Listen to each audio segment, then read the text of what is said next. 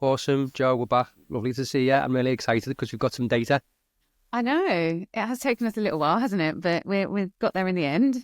Yeah, so a quick note to the listener. A couple of episodes ago, we did our first conversation starter, or basically we explained the question that one of the questions you would ask in Korero, which was all about employee net promoter. So who would basically say it was a good place to work in your organisation. So I'll put the link to that in the show notes. If you've not listened to that already, go back, because that is a really good explainer about what that question is all about.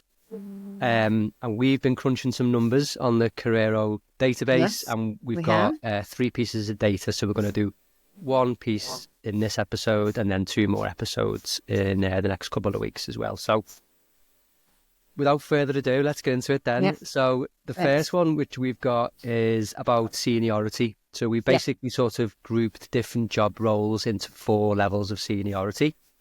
And we've got team member being the lowest, then supervisor, then manager, and then senior leadership. And that's quite typical of how our clients group levels within the system, in terms of, we ask, if a business is asking this question, then they ask it to everybody in the business, but often we ask different questions to different levels depending on their seniority. So somebody in very senior leadership might have a much sort of shorter review to fill out, and a manager might have questions around leadership, for example. So it really depends. Now the interesting thing is we've got a nice a consistent trend. I know it's a nice trend, but it's a consistent trend. So we've basically measured this in the way that you would usually measure ENPS, which is a percentage, and we've basically got team members who would be the least likely to refer their place of work on plus 47, supervisors who are more likely at plus 61, managers who are slightly more likely than that at plus 62, and then senior leadership who is the most likely at plus 71. So the first thing I want to ask you is, does that surprise you, and why do you think that's the case? No, it doesn't surprise me. I think in the consultancy business that I run with Jane, we often work with senior leaders, and I think a lot of the time there's a little bit of a disillusionment in terms of what they think is going on within their business as opposed to what's actually going on. And I think once you get to being a senior leader, you're probably much more confident in who you are and what you want from a business. You've probably been through a rigorous interview process to make sure that you are the right person for the job. You're invested in the business. Psychologically as well as potentially financially invested in the business. And to get up into senior leadership in hospitality, you've probably at some point in your life thought, actually this is the industry and the career that I want to do. And you're not just doing it because, it's a job to get you to your next place, if that makes sense. So no, that it doesn't surprise me at all. I think what does surprise me is the difference, between the senior leaders at plus 71 and then the team members at plus 47. Now, Korero ENPS is going to be skewed slightly towards the positive because when we ask this question, the person answering it knows that they will be having a conversation with their manager about it. So if we were to ask this question to people in an anonymous survey, and I've referenced this before in the podcast, I would imagine it would come back lower. They're super high in general. When we look at ENPS across all industries, then anything above 0 is good. It's on a scale of minus 100 to plus 100. Anything above 30 is good. Anything above 50 is, you're going some. I don't know off the top of my head actually how many senior leaders we've got in this, but that's incredibly high. Best places to work in hospitality last year, it was plus 61, and that's probably the largest data set that we collect. So and I suppose what it does show, if this is pretty true to what people think, is that the organisations that are asking this question and having conversations about it are the organisations that are getting the most amount of advocates in their business. So I guess it shows that Korero works, does it? Yeah. I love that. So does it say, so I think if I hear you correctly, you're basically saying senior leadership are the ones responsible for shaping the business, aren't they? So you would expect them to like Want it to work and there. and want people to think. And who might be getting measured against what score they get from it as well. You know, there's always that, isn't there? You know, you think, well, if that's a measure that's on the balanced scorecard, then why why would I be marking it any less? I do. You know, leadership.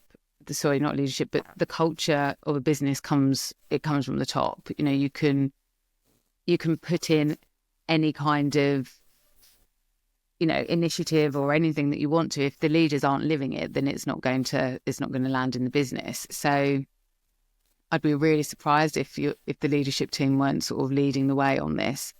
And again, you know, managers as well at plus 62, it's still a high score. And, you know, I do think it's interesting that it is, you know, a downward trend but in seniority. And yeah, I suppose it's obvious, isn't it, that the team member would be the lowest. It's your biggest population. They're most likely to be transient. I think it becomes really interesting when you start looking at it on a site-by-site level, you know, which we don't have here. And that's the first thing that I would be doing, is going and seeing, well, have we got any particular sites where team members are lower or much, much lower than those of the supervisors? But I think it also goes to show that leadership happens at all levels in the organisation. So, yeah, okay, so, you know, your senior leadership are leading the way in terms of culture goes, but actually people work for people. And the number one reason I think it is still in the USA for people leaving their job is my boss is a jerk, which are 3 words I probably would never use in my life. But that's it, isn't it? So it's down to the supervisors and the managers to be helping the team members to sort of, you know, up their score, I suppose. And it's those middle managers, they're the ones that I would be concentrating on, because they're the only ones that can really impact that team member score. You know, you can't just tell people you must recommend us to a friend and they will. You have to genuinely be doing it and living it. And, you know, it's the supervisors that are in charge of those team members that are going to be the people that will have the impact on whether we can move the dial on that score.